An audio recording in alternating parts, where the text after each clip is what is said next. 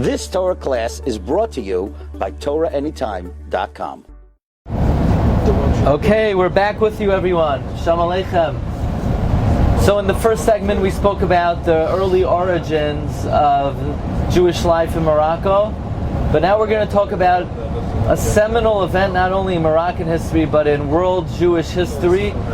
If you had to count on your fingers 5 events in the last 2,000 years in Jewish history that were most significantly altered the course of our history, this would have to be one of them. I remember one year in our yeshiva for the yahrzeit of the Rosh Yeshiva's father, Rabbi David Leibowitz, they invited Rav Pam to speak, and Rav Pam invoked the following episode.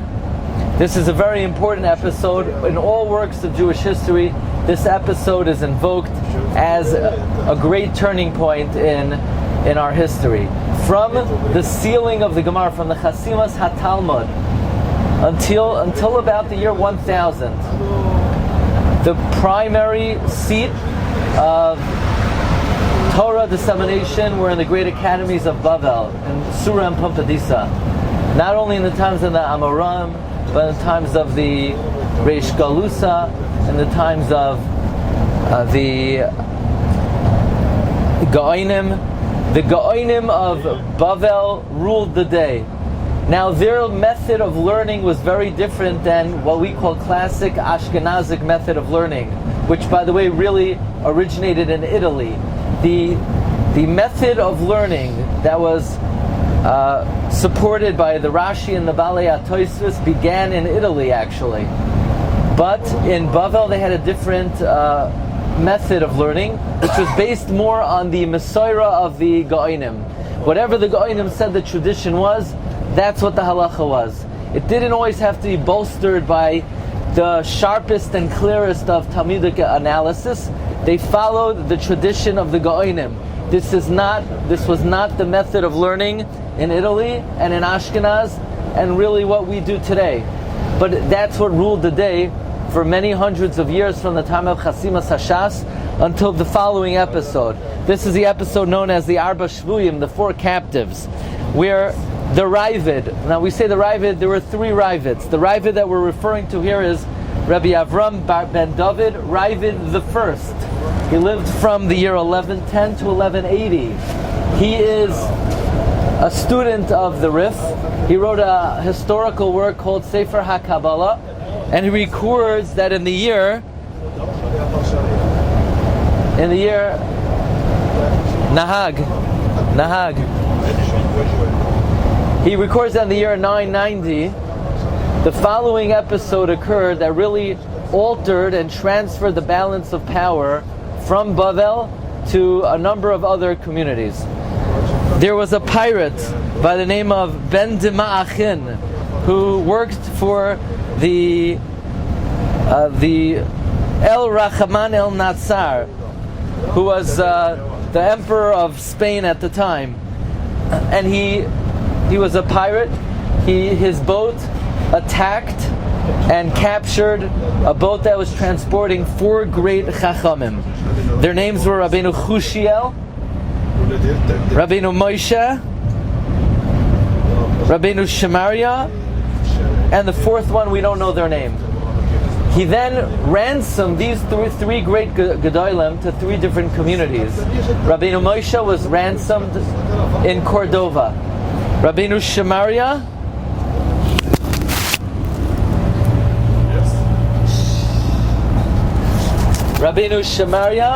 was ransomed by the community of Egypt, and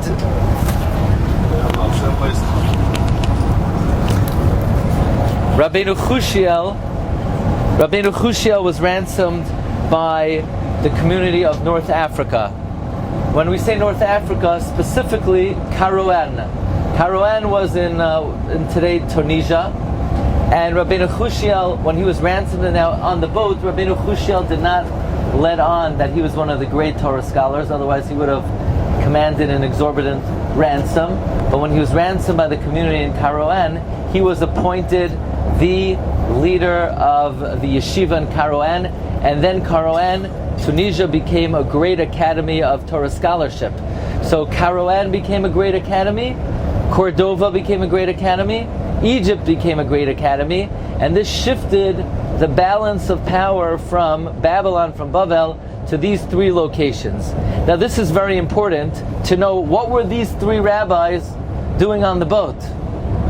Some claim that they were from Bavel and they were collecting for Kala. Kala means to support the academy in Bavel. However, the Doros Harishonim, Rabbi Yitzchak Isaac Halevi, the great historian, he argues that no, they were collecting for Hachnasas Kala, and they did not originate in Pompedisa, but rather they originated in Bari in Italy. And they had a different method of learning than they had in Bavel. As mentioned, they were the forerunners of Ashkenazic Talmudic analysis. And when they were ransomed by these three communities, they shifted the balance of power. So now, it wasn't always, so what did the Gaonim say, what did the Gaonim say, what did the Gaonim say? Now Halacha began to use independent halachic analysis. It's interesting, the Sefer HaKabbalah of the Ravid, again Ravid the first, not to be confused with Ravid the second. Ravid the second was the father-in-law of the third Ravid, who's known as the Ravid Bal HaHasagos on the Rambam. And the Ravid the first writes that when Rabbeinu Moshe was being ransomed by the community in Cordova, the pirate had his eye on Rabbeinu Moshe's wife. She was very beautiful, and Rabbeinu Moshe's wife suspected the pirate was going to abduct her, and she asked her husband in Hebrew, if I jump over the boat, if I drown myself, will I have Tchias HaMeisim? And Rabbeinu Moshe quoted the Gemara in Gittin that says, Amar Hashem mi bashan ashiv mimetzulais yam. And she in fact jumped over the boat and she committed suicide. She drowned herself. Rabbeinu Chushiel was ransomed in Tunisia. Rabbeinu Chushiel had an illustrious son. His name was Rabbeinu Hananel. Rabbeinu Hananel, one of the great Rishonim. The Chida writes about Rabbeinu Hananel, Kol Divarav Divrei Kabbalah. Everything Rabbeinu Hananel says is an ancient tradition. Now this is a very important yediyah. Okay, if you're going to be up for a short amount, you need to know this. Who were the first Rishonim? What we call Dar Rishon Shel Rabbanim, the first generation of Rabbanim. When we say Rabbanim, we mean the Rishonim. Who were the first three Rishonim? The first three Rishonim were Rabbeinu Hananel, the son of Rabbeinu Chushiel. Rabbeinu Hananel had an associate called Rav Nisim, who was a student of his father Rabbeinu Chushiel, was also a student of Rav Haigain. Now, this is very important. We mentioned that the story of the Arba Shvuyim occurred in the year 990, as recorded in the Sefer HaKabbalah.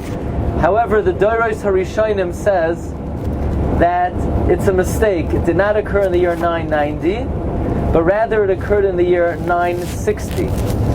We know Rabbeinu Shrira Gaon was one of the last Gaonim, but his son, who was the son of Rabbeinu Shrira Gaon? The son of Rabbeinu Shrira Gaon was Rabbeinu Haigain.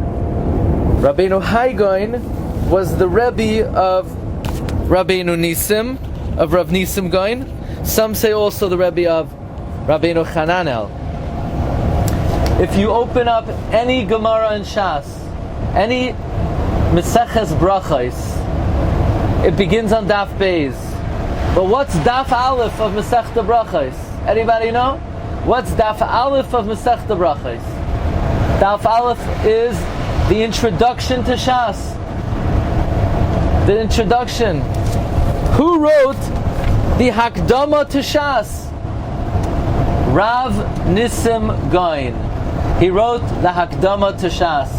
And in the Hakdama to Shas, Rav Nisim Gaon writes that any mitzvah in the Torah that is sichli, that is logical, that is governed by intellect, the all of mankind is chayiv in.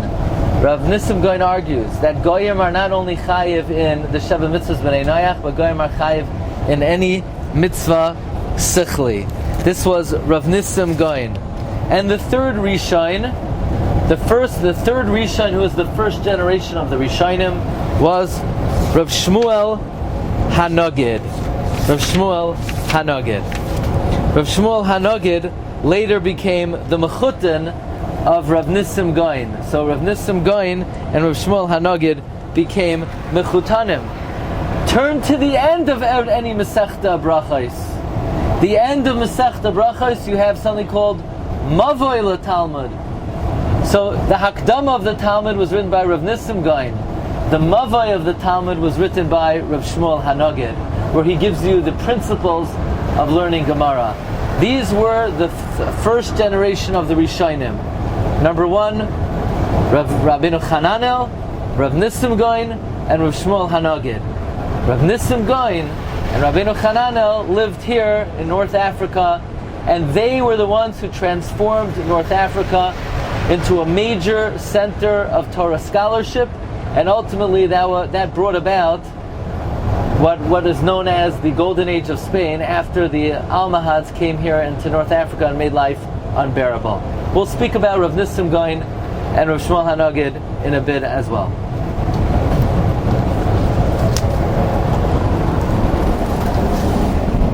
You've just experienced another Torah class brought to you by TorahAnytime.com.